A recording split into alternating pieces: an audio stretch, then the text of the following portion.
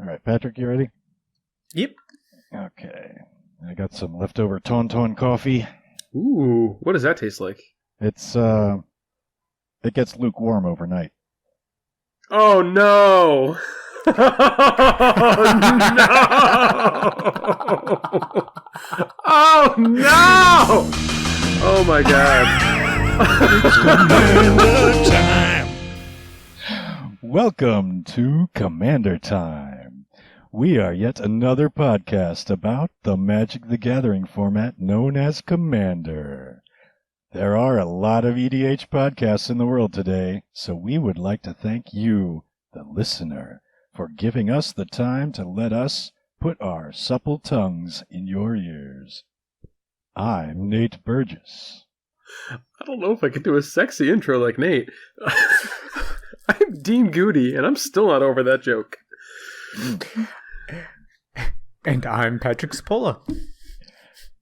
Today, we are talking about Theros Beyond Death. More specifically, cards we like.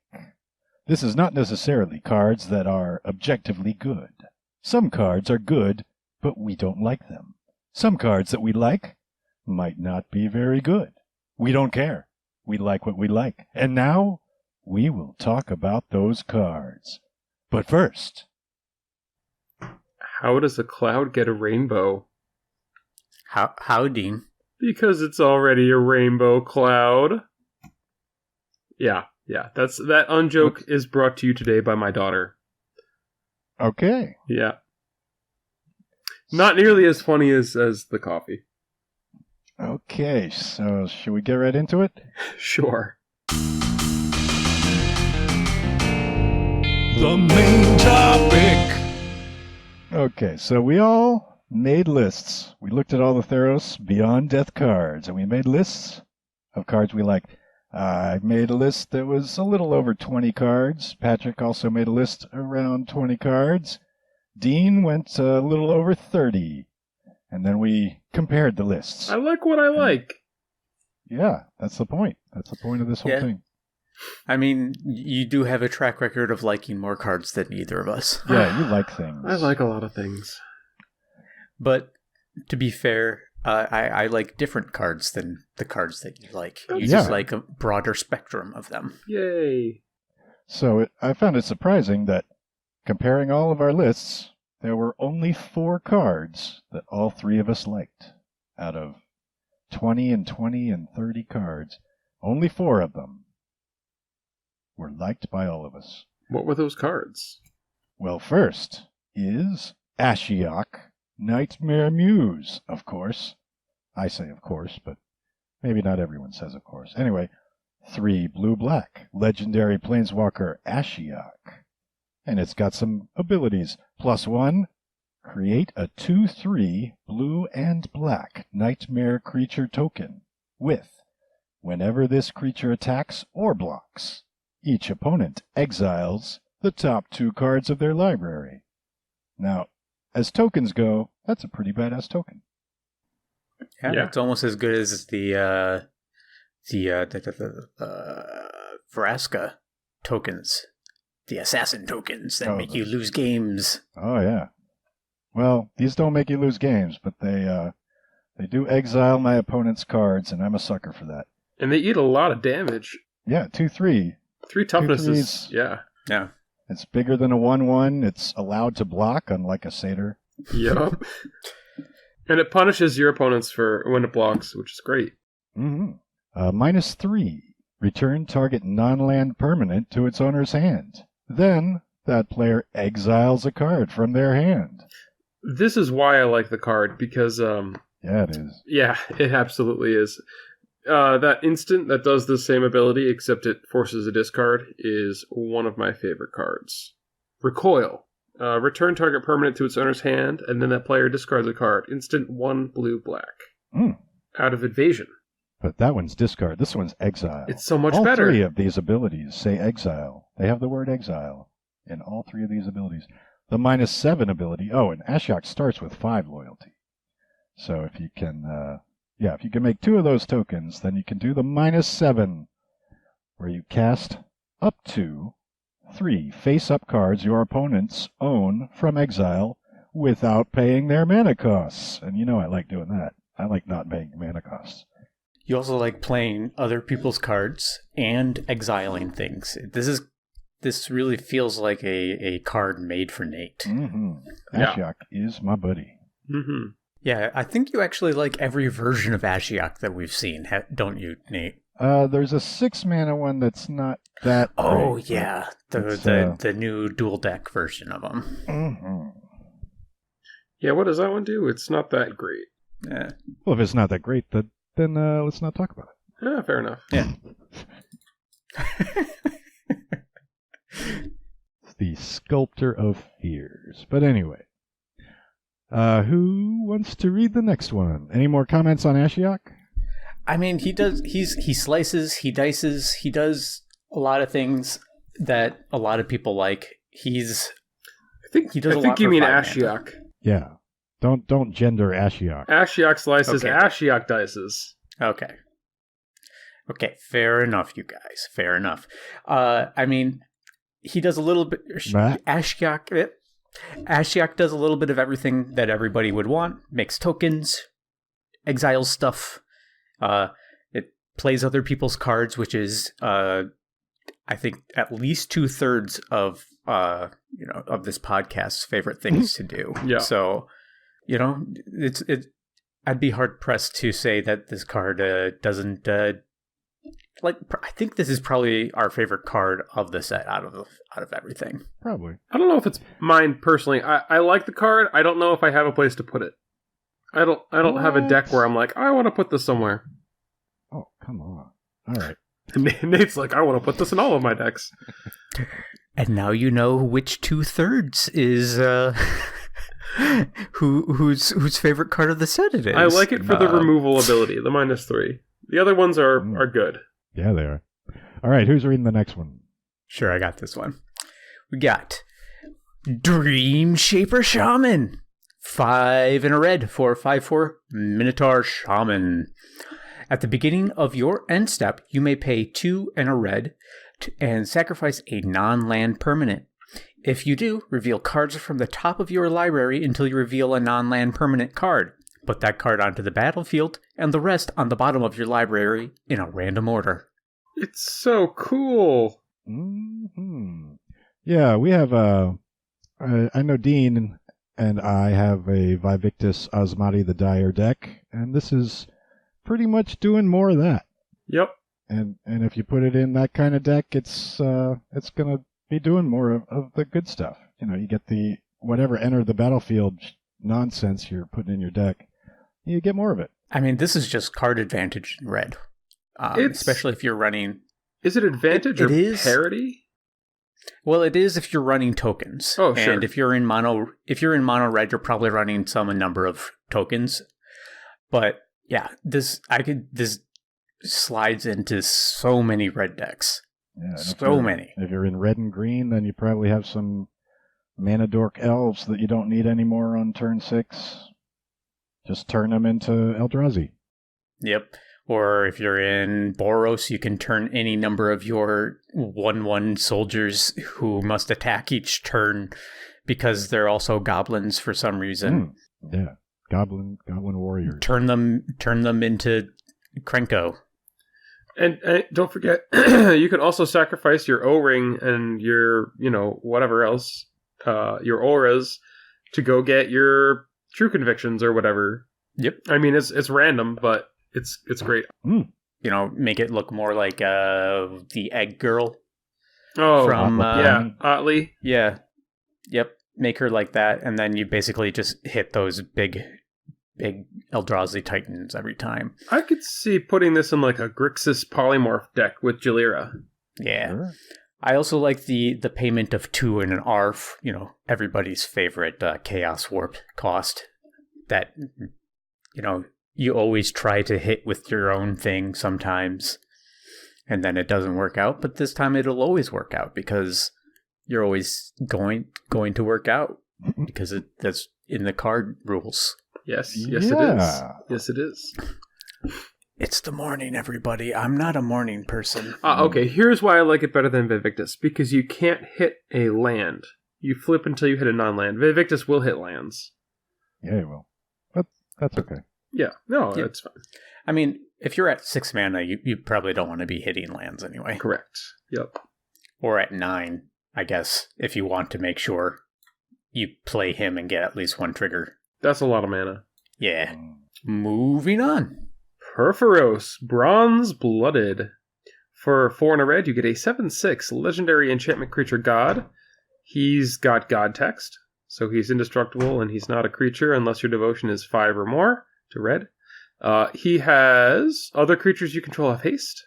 And pay 2 and a red. You may put a red creature card or an artifact creature card from your hand onto the battlefield. Sack it at the beginning of the next end step. And note that the artifact creature can be any color. It doesn't say colorless artifact creature. Ah, okay. That's actually a good point. I hadn't thought of that. Yes. And it's going to have haste. Yeah. Yep. So you can cheat out that Magister Sphinx or that Sphinx of the Steel Wind for just 3. Set someone's... That seems totally fair. Yeah, Magister Sphinx. Set somebody's life total to 10 and then hit him in the face with the Hasty Magister Sphinx for another 5.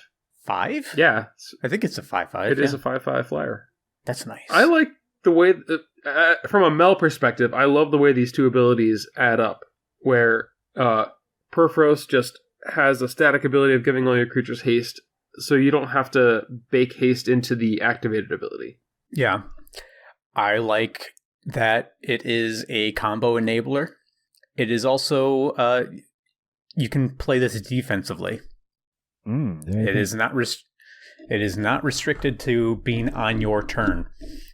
Just you can flash in some blockers if you want, or oh man, I wonder if you can gain mana some way with this. Gilded Lotus doesn't work because that just is It's not a feeds creature. itself. Oh yeah. So there's a priest of what's the priest? Priest of Urabrask would be mana neutral. Okay. Because it only adds 3. You could run that ogre that lets you pay life for Treasonous red ogre? mana. Yeah, treasonous ogre. Yeah. I mean, I guess there are ways you could gain mana out of this, but most of them kind of aren't great. But I'm sure there's a good way to do this, and then you can just dump your hand. Yeah. Surprise! Surprise! I have a lot of mana, and now I'm empty-handed, and everything's in my yard on the end step. Ha ha ha! It happens. Yeah. All right. Next one is Shadow Spear. It costs 1. It only costs 1. Legendary artifact. Equipment. Equipped creature gets +1/+1 and has trample and lifelink. And you can kind of stop there and it's worth it. It's equipped too. Yeah. But it's also got this other thing. If you pay 1, it's got it's a detection tower. Is that the land? Anyway, permanents your opponents control lose hexproof and indestructible. Not just losing hexproof. They lose indestructible until end of turn. And it doesn't have to be equipped to do that. It can just be sitting on the field and turn it off. That's the part that really sells me on that card. It reverses Hero's Intervention. Yeah. They finally printed a card that will screw somebody for being smart about running Hero's Intervention in every green deck like me. Heroic Intervention. That's an expensive card. It is. It's like $14 right now. Yeah. This is Wizard's answer. A colorless answer to Hero. So this isn't actually Detection Tower. Detection Tower only nixes hexproof. This is actually Bonds of Mortality, which we haven't seen on a land yet. That one costs a single green, and your opponent's creatures lose hexproof and indestructible. I don't think I've heard of that card. It's out of Oath of the Gatewatch. Oh, okay. Yeah, I don't think I would run Bonds, but I'd run Shadow Spear. Yeah, it would. Yeah, because repeatable effect is much better. This is always just going to go on your commander and beat some face. I need 3 of this. This is going to go in Corlash and a couple of other decks. Cool. All right, so those are the 4 cards that all 3 of us like out of the entire set. How did that happen? Anyway, now we'll move on to the 6 cards that Dean and Nate like. All right. Only 6 of them. Okay. First up, Haktos, the unscarred.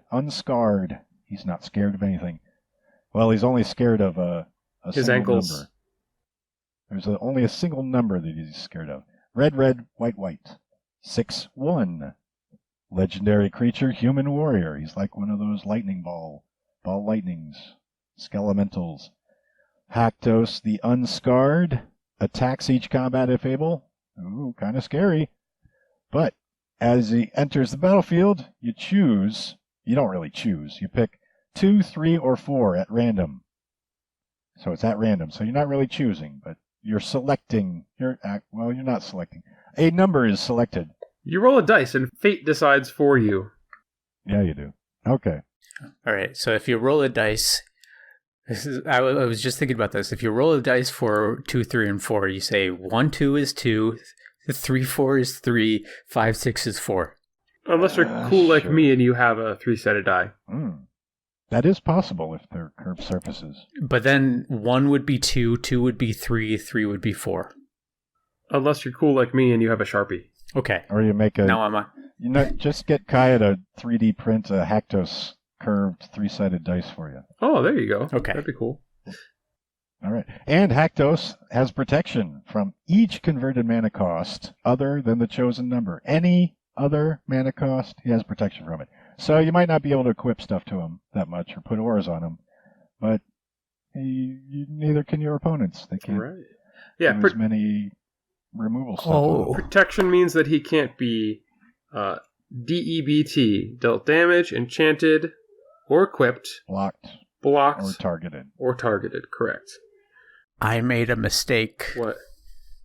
Oh, you like Haktos now? I like Haktos now. I thought his ability was the reverse, that he only had protection from the... That's how everyone read it. 5 cards that we like. Anyway. He's like a baby progenitus. So you know what he does not have protection from? Being paired with a creature with Soul Bond. Oh. So you could pair him up with a Silverblade Paladin, and he's now a 6/1 with Double Strike. Or you could pair him up with the Stone Right, and he has Fire Breathing. Or Deadeye Navigator? Yeah, if that would do anything. Or you could pair him up with a Lightning Mauler and give him haste. Well, does Soul Bonding target him? It does not. You may pair this creature with another unpaired creature. When either enters the battlefield, they remain paired for as long as you control both of them. And it's not equipped, or attached, or enchanted. Targeted. So it should Does work. Does it say targeted? It does not say target. Okie doke. All right, who's next? I'll go next with the Iron Scale Hydra. So, Iron Scale Hydra is a 5/5 Hydra for 3 green. If a creature would deal combat damage to Iron Scale Hydra, prevent that damage and put a +1/+1 counter on Iron Scale Hydra instead. So this is kind of like a Vigor, but only for itself. It's a selfish Vigor. Keep talking. I'm going to find my cat. Yeah. Well, I mean, it's a little bit less good than a Vigor because it only gives you 1 +1/+1. It doesn't give you that many. That's true. It's like a baby Vigor for itself. And it's only combat damage, whereas Vigor is any damage. I'm still fine with it. Yeah. It's going to go into my Hydra deck, and we're all going to be happy. I mean, like, I almost thought about putting it in my Galta deck, but no, it's not good enough. It's 5 mana for 5/5. You would like it. You would like it better if it had Trample. Yeah, that would be nicer. Or like, was 4 mana. I feel like a lot of cards in this set are missing a keyword. Like, I like Haktos. I would have liked Haktos better if he had either Vigilance or Haste. Or Trample. No, he doesn't need Trample. Nothing can block him. He's got protection from it. Well, some things can block him. Sometimes, maybe, if you roll your 3-sided die wrong. Also, he just happens to need the ability to sacrifice himself at the end of the turn by having... I mean, what I'm saying is, Wizards, please print more Ball Lightnings, because I'm a little lacking on Ball Lightnings and Ball Lightning Tribal. I do want more Ball Lightnings. Yeah. So, more, please. Let's get them across more colors, too. But that's way out in the weeds here. Anything else about why I should not like Iron Scale Hydra, Patrick? He's boring. Bleh. Okay. You want to read Clothis, Nate? Sure. Clothes, God of Destiny. 1 red-green for a 4/5. That's pretty cheap. Legendary enchantment creature god. Indestructible. You need red and green devotion at 7 to be a creature. And at the beginning of your pre-combat main phase, exile target card from a graveyard. If it was a land card, you add red or green. Otherwise, you gain 2 life, and Clothes deals 2 damage to each opponent. So there's like the Deathrite Shaman is in Gruul god form. Yeah. I like it. It's a punishment card, and I like punishment cards. And it's also a hate card, and I like hate cards. Mm-hmm. And it's really mana efficient, and I like mana efficient cards. Me too. It just feels like a vegetable card to me. Well, I mean, don't get me wrong, it's good. I am looking to pick up a copy of it, and it's going to go in decks and all that, but it just doesn't quite hit the point where I'm like, oh yeah, we're going to play some Clothes. I'm not sure that it's a vegetable card. I've actually been finding lately that I don't have cards to exile from my opponent's graveyards using my Deathrite Shaman. So if you're counting on it to ramp you for red or green, it's not going to do a whole lot. And if you're just trying to eat a couple of cards for the 2 damage, I'm not sure it's worth it. I think I would want it in a deck dedicated to punishment effects. Like, I'm running Mana Barbs, I'm running Clothis, I'm running Overburden. Yeah. See, I was thinking, like, you know how you have your creatureless Mogus punishment deck, right? Yep. So now I was thinking a creatureless Lord Windgrace punishment deck. Yeah. With Mogus and Clothes. For sure. And I need a Golgari god that's not a creature sometimes and does something cool. The Pharika? only one is Pharika, yeah. And she's not so great. So we'll see what happens next set. But she does punish. No, not really. She doesn't punish, but she does hate. She does hate. Well, we'll see if the next set has a new version of Pharika or even a new god in Golgari colors. Yeah. Then I'll make a creatureless Lord Windgrace enchantments. Do it. All right. Is it just you and me reading these since they're our favorite cards, or is Patrick in on this too? Do you want to read any of them, Patrick? I don't know. I clearly don't like any of them. Yeah, you're going to hate this next one. Go ahead. Okay.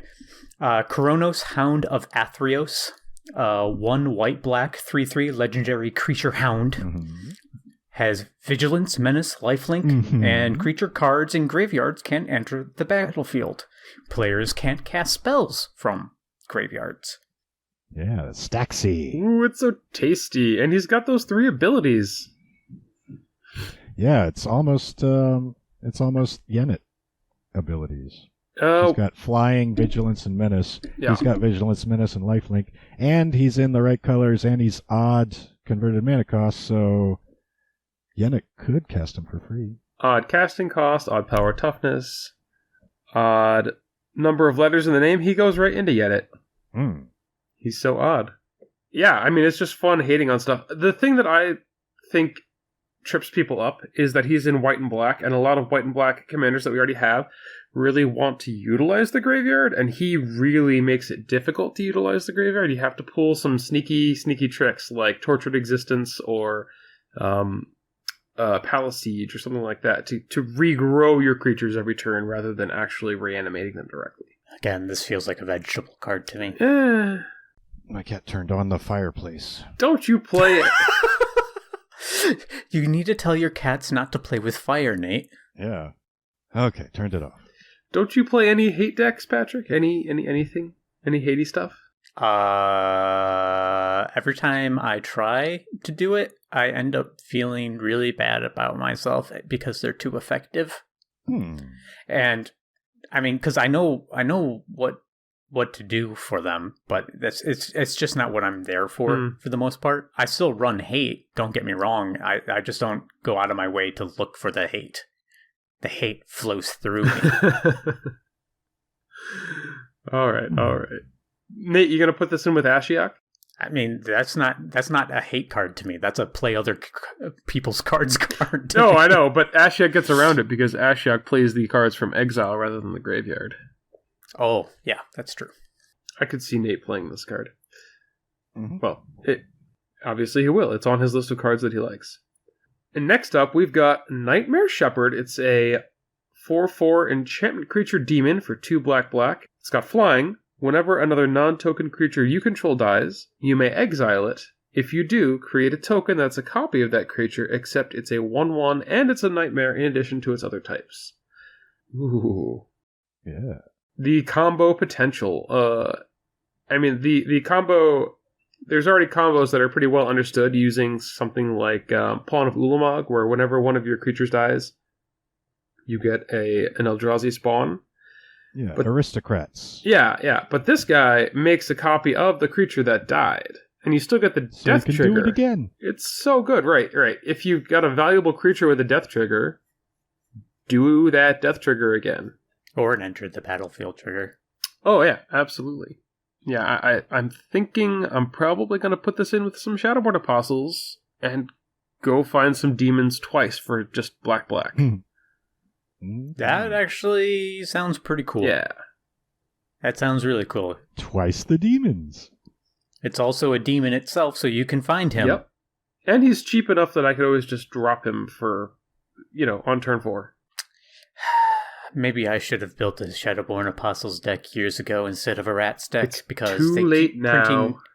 They keep printing demons. They just don't print enough rats. Oh, but they have the what is that, secret bundle coming out? Secrets. Oh, yeah, the Year of the Rat bundle. Huh? I actually haven't heard of this. Oh, really? It's got 5 rat colonies in it and a Maronar and what else? Is that it? No, it's got Ink Eyes and Pack Rat. With special arts? Yep. Ooh. Well, that's a Maronar. Okay. Yeah, so if you want to buy 6 of those for $30 each, then you can have your fancy rat deck. I actually really like the new a- art here. I can't say I like the new Maronar. Oh. He's too happy. Does Ink Eyes have Also, new art? Yes. Yes. They all do. Is she It's still much hot? less- No. Oh. Well, I mean, if you're into that kind of stuff. Pack Rat's got like a little fruit and there's some little Chinese lanterns going on there. It's just, it's really cute. Yeah, the pack rat is really cute. I might buy the pack rat separately. The Ink Eyes has some neat, like, black and white ink, like, black ink on rice paper style art looking stuff. Cool. All right, one more card for this episode. Soul Guide Lantern. Oh, it's so good! Cost 1. It's an artifact. When Soul Guide Lantern enters the battlefield, exile target card from a graveyard. Get rid of that thing. It's an immediate Tap. payoff. Yeah, and sacrifice Soul Guide Lantern. Exile each opponent's graveyard. And But wait, if there's you wanna- more! I'm never going to do the other thing, but if you pay 1 and tap it, you can sacrifice it to draw a card, but I'm not doing that. I'm exiling each opponent's graveyard. You might do that if you're recurring the lantern somehow. Eh. And Like if you're a Nick, Breya deck. that's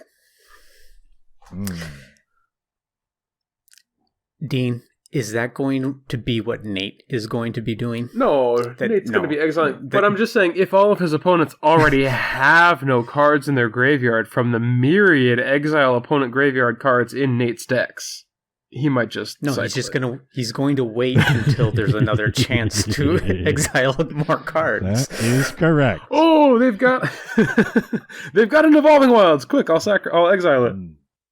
I've been looking at Mists of Stagnation lately. It's pretty cool. That's a really cool card, Nate.